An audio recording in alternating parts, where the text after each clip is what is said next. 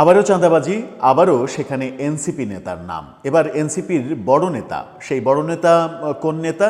যিনি কিনা এবারের সংসদ সদস্য নির্বাচন করতে চেয়েছিলেন, কিন্তু শেষ মুহূর্তে আর তার নির্বাচন করা হয়নি, সম্ভবত জোটের কারণে তার কপাল খুলেনি। সেই ব্যক্তি গিয়েছেন চাঁদাবাজি করতে একটা বাড়িতে বাহিনী নিয়ে, অস্ত্র নিয়ে, এবং সেখানে গিয়ে কট খেয়েছেন পুলিশের হাতে। এই যে ঘটনাগুলো ঘটছে, এই ঘটনাটা এবার ঘটেছে দিনাজপুরে।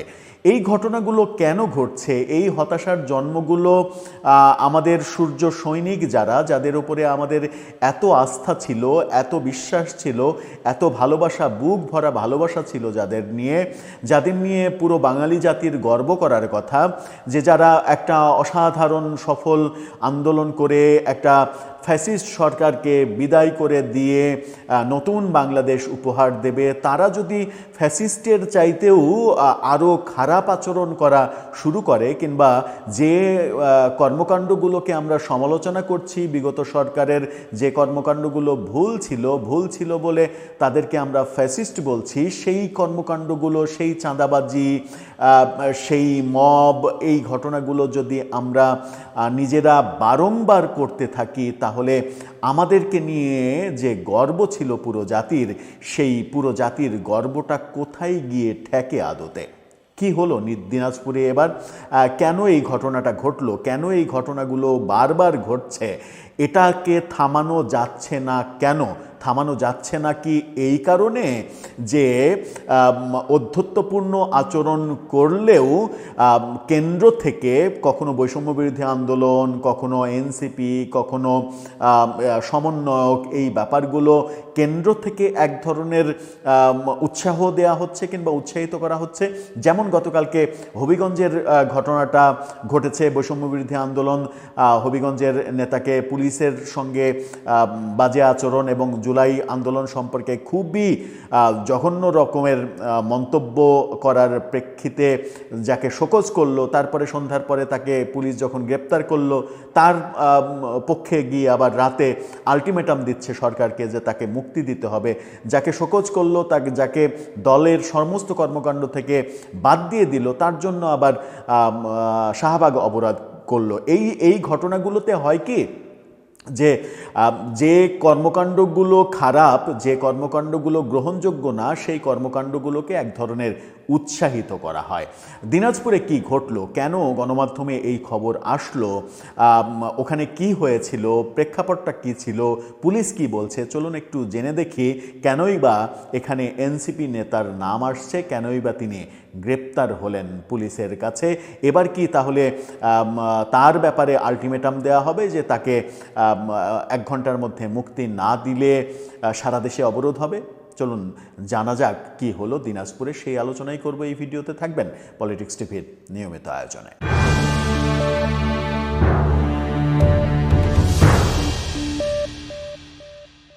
দর্শক, বলছিলাম দিনাজপুরের ঘটনা। দিনাজপুরে এক বাড়িতে, এবং সেই বাড়িটা সংখ্যালঘুর বাড়ি, একটা হিন্দু সনাতন ধর্মের লোকের বাড়ি। সেটা আবার এই আশঙ্কাটাও করছি যে এই খবরটা আবার ভারতীয় গণমাধ্যমগুলো নতুন করে ধরে মানে এটাকে সংখ্যালঘু নির্যাতন এবং সংখ্যালঘু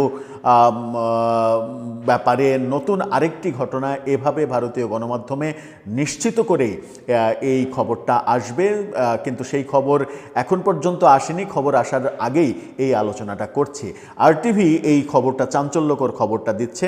আরটিভির নিউজ পোর্টালের শিরোনামটা দেখে নিন। সেখানে বলা হচ্ছে, দলবল নিয়ে বাড়িতে ঢুকে চাঁদা দাবি, এনসিপি নেতাকে পুলিশে দিল এলাকাবাসী।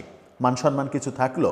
এলাকাবাসী যদি এনসিপির নেতাকে, শীর্ষস্থানীয় এক নেতাকে যদি পুলিশে দেয় ধরে, মান সম্মান একটুও থাকলো কি বলছে এখানে? দিনাজপুরের বোচাগঞ্জ উপজেলায় রাতে দলবল নিয়ে এক বাড়িতে চাঁদাবাজি করতে গিয়ে ধরা খেয়েছেন, শব্দের ব্যবহার দেখেন, ধরা খেয়েছেন MA তাফসির হাসান। তার বয়স 30 বছর, খুবই তরুণ, জাতীয় নাগরিক পার্টি এনসিপির নেতা। তিনি এনসিপির উপজেলার প্রধান সমন্বয়কারী। চাঁদাবাজির এই ঘটনায় তাফসির হাসান ও মঞ্জুর আলম নামের তার এক সঙ্গীকে আটক করেছে স্থানীয় জনতা এবং আটক করে পুলিশের হাতে দিয়েছে। গত রাতে এই ঘটনাটা ঘটে। রাত 9:30টায় বোচাগঞ্জ উপজেলায় রাবিয়া বারিয়া গ্রামে এই ঘটনা ঘটে। এই ঘটনায় রোববার সকালে ভুক্তভোগী অর্থাৎ আজকে পরিবারের সন্তোষ কুমার রায় বাদী হয়ে বোচাগঞ্জ থানায় একটি চাঁদাবাজির এজাহার দায়ের করেছেন। সন্তোষ কুমার রায় তিনি মামলা করেছেন। জানা গেছে তাফসির হাসান ত্রয়োদশ জাতীয় সংসদ নির্বাচনে অংশগ্রহণের জন্য মনোনয়নপত্র সংগ্রহ করলেও পরে আর তিনি জমা দেননি কিংবা জমা দেওয়া হয়নি। যেহেতু এনসিপি জামাতের সঙ্গে জোট করেছে সেহেতু 30টির বেশি আসন তো পাবে না, সবাইকে তো আর মনোনয়ন দিতে পারবে না, সেই কারণেই হয়তো তার মনোনয়নপত্র আর জমা দেওয়া হয়নি। কিন্তু তিনি এমপি হতে চেয়েছিলেন। যিনি এমপি হতে চেয়েছিলেন তিনি একটি বাড়িতে অস্ত্র নিয়ে গিয়ে চাঁদাবাজি করছেন। এজাহারে উল্লেখ করা হয়েছে বাদীসহ তার পরিবারের সদস্যরা শনিবার রাত 8টায় খাওয়া দাওয়া শেষ করে ঘুমিয়ে পড়েন। রাত 9:30টায় আসামিরা হাতের লোহার পাইপ ও স্টিলের লাঠিসহ বাড়ির সামনে এসে ডাকাডাকি করেন। পরে তারা নিজেদের প্রশাসনের লোক পরিচয় দেন, তারা পুলিশও সেজেছিল। এ সময় বাড়ির গেট খুলে দিলে তারা প্রবেশ করে বাদীর বড় ভাই পরিমল চন্দ্র রায়কে খোঁজ করেন এবং আসবাবপত্র ওলটপালট করতে থাকেন, ভাঙচুর করতে থাকেন। এক পর্যায়ে পরিমল চন্দ্র রায়ের স্ত্রীকে হুমকি প্রদান করে বলেন, তোর স্বামীকে বের করে দে, না দিলে তোর ট্রাঙ্কের চাবি দে, নচেত সবাইকে মেরে ফেলবো। এটা এই ঘটনাটাকে যদি ভারতীয় গণমাধ্যম কিংবা আন্তর্জাতিক গণমাধ্যম সংখ্যালঘু নির্যাতনের নতুন আরেকটি কেস হিসেবে দেখে তাহলে কি আমাদের তাদেরকে দোষ দেওয়ার কোনো অপশন থাকবে হাতে? আমার মনে হয় যে অপশন থাকবে না। এ সময় পরিবারের লোকজনকে বিভিন্ন প্রকারের ভয় ভীতি ও হুমকি দেখিয়ে 2 লাখ টাকা চাঁদা দাবি করে তারা। পরে পরিবারের লোকজনের চিৎকারে স্থানীয়রা এগিয়ে এসে তাফসির হাসান ও মঞ্জুর আলমকে আটক করে। এ সময় তাদের অন্যান্য সঙ্গীরা পালিয়ে যায়। অন্যরাও পালিয়ে গেলে মূল 2 যে নেতা, প্রধান নেতা, সে কিন্তু ওখানে বীরদর্পে ছিল, কারণ তাদেরকে ধরবে কে? তারা তো এলাকার বস। সেই আত্মবিশ্বাসেই হয়তো তারা ছিল, কিন্তু জনতার কাছে তারা কট খেয়েছে। স্থানীয়রা আটক 2 জনকে বোচাগঞ্জ থানা পুলিশের কাছে সোপর্দ করেছে। বোচাগঞ্জ থানার ভারপ্রাপ্ত কর্মকর্তা মিজানুর রহমান জানিয়েছেন, রাতে তাদেরকে স্থানীয়রা থানায় সোপর্দ করেছে। এই ঘটনায় একটি এজাহার দায়ের করা হয়েছে। তাদের কাছে মোটরসাইকেল, লোহার পাইপ, স্টিলের তৈরি লাঠি, ভিডিও রেকর্ডিংয়ের ছোট ক্যামেরা সহ অন্যান্য মালামাল জব্দ করা হয়েছে। তাদেরকে আদালতেও সোপর্দ করা হয়েছে। এখন দেখার বিষয় যে আদালতে সোপর্দ করে, সব শেষ খবর যেহেতু আমরা জানি না, আদালতে সোপর্দ করে হবিগঞ্জের শায়েস্তাগঞ্জের সেই বিখ্যাত নেতা মাহাদি হাসান তার মতো করে আবার এই ভদ্রলোক 2 জন জামিন পেয়ে যান কিনা, সেটাই এখন দেখার বিষয়। পেয়ে গেলেও অবাক হওয়ার কিছু থাকবে না। যাই হোক, সেদিকে আমরা যেতে চাই না। মূল যে জায়গায় থাকতে চাই সেটা হচ্ছে যে একটা দল নতুন হয়েছে, সেই দলের একজন এমপি ক্যান্ডিডেট হতে যাওয়া একজন ব্যক্তি, তিনি যদি সংখ্যালঘু সম্প্রদায়ের এক বাড়িতে গিয়ে এভাবে গালাগালি, মারধর, ভাঙচুর, চাঁদাবাজি এই ঘটনাগুলো ঘটান, 2 লাখ টাকা দে, না হলে সবাইরে মেরে ফেলবো, ট্রাঙ্কের চাবি দে, এই আসলে কি হচ্ছে দেশে, কি হচ্ছে, এটা নিয়ন্ত্রণের উপায়টা কি? নিয়ন্ত্রণের উপায় কি আদৌ আমাদের জানা আছে? আমার মনে হয় যে নিয়ন্ত্রণের উপায় জানা নেই, কারণ এটা নিয়ন্ত্রণ করা কখনোই সম্ভব নয় যখন পর্যন্ত না সরকার এবং এই যারা প্রভাবশালী হিসেবে সমাজে এখন বিদ্যমান তারা নিজেরা উপলব্ধি করতে পারবেন যে এই অপরাধ থেকে আমাদেরকে বিরত থাকতে হবে, এবং সরকারও মনে করবে যে অপরাধী যেই হোক না কেন তাকে আইনের আওতায় আনতে হবে, তাকে শাস্তি দিতে হবে। আমরা গত 16-17 মাসে নানাভাবে প্রভাব বিস্তার করতে দেখেছি যাদের, তারা এখনও সমাজে প্রভাব বিস্তার করছে।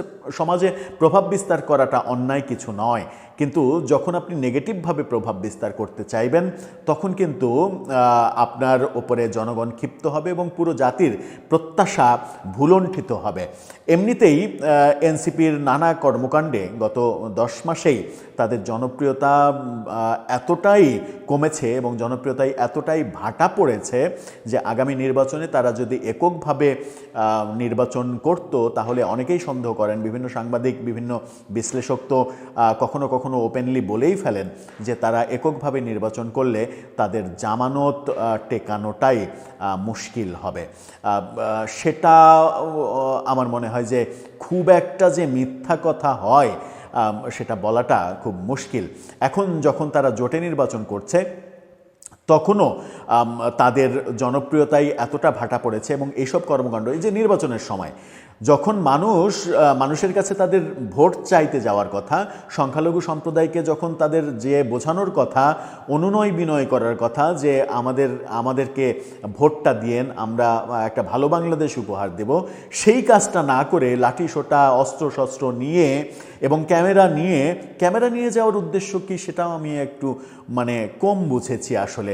তারা কি প্রফেশনাল চাঁদাবাজ?